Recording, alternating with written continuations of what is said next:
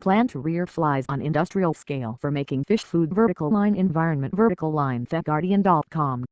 Turn autoplay off. Turn autoplay on.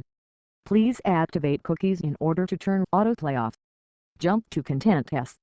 Jump to Comments C. Jump to Site Navigation 0. Jump to Search for Terms and Conditions 8. Edition, UK USO. Your activity. Email subscriptions.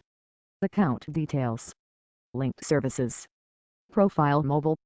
About us. About us. Australia team. Contact us. FAQs. Press office. Jobs.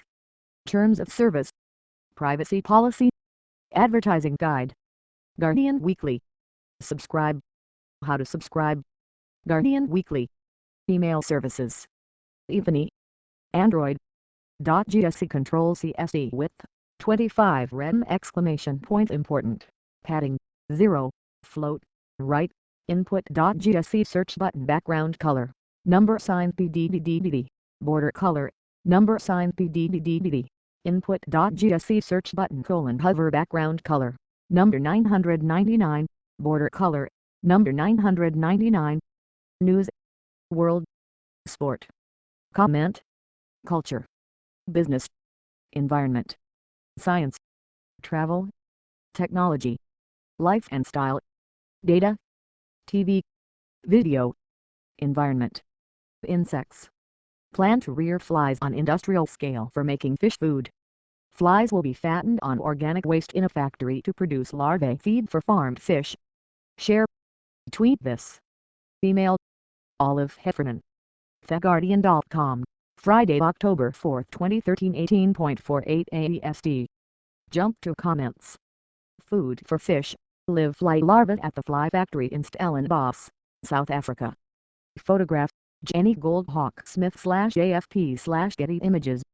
South Africa is building a massive insect rearing factory where thousands of flies will be fattened on food industry leftovers via animal manure, blood and brains from abattoirs to produce food for farmed fish that will ultimately be eaten by people. When the factory opens in spring 2014, thousands of common house flies, black soldier flies and blue bottles will be kept in large cages and plumbed up on sugar, yeast and milk powder. Each female will lay around 750 eggs or more, some of which will be kept there to breed the next generation.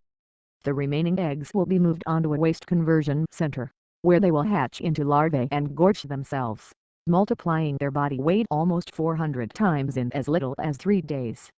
It's about cleaning up waste locally and making the food chain sustainable, says Jason Drew of AgriProtein, the company that conceived the project and will operate the $3.7 pounds to $3 plant, which will be located in Stellenbosch in the country's Western Cape province.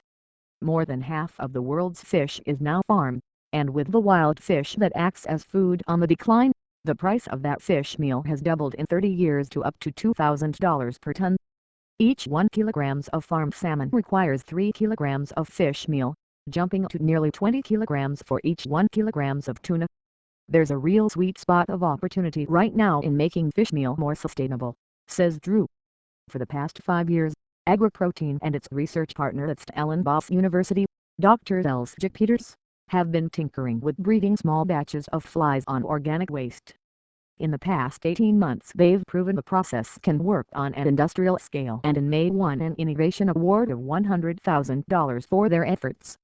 By October 2014, Drew aims to be taking in 110 tons of waste per day at the plant, and churning out 17 tons of wet larvae. That won't nearly meet the anticipated demand from local farmers and fish farmers. A second, larger factory is planned for opening before the end of 2014, and will consume 165 tons of waste per day and the third 210 tons per day. A third factory is planned for 2015, when AgriProtein will start to license the technology to as many as 30 other countries who could replicate facilities. Feeding the gluttonous larvae could eventually become a challenge. We're trying to find as much waste as possible, says Drew. One option they're exploring is feeding them human feces. In time, they hope the larvae will be consumed by people, in products such as oils, or in medicines. As for eating them directly, they're safe, but tasteless, says Drew. Sign up for The Guardian today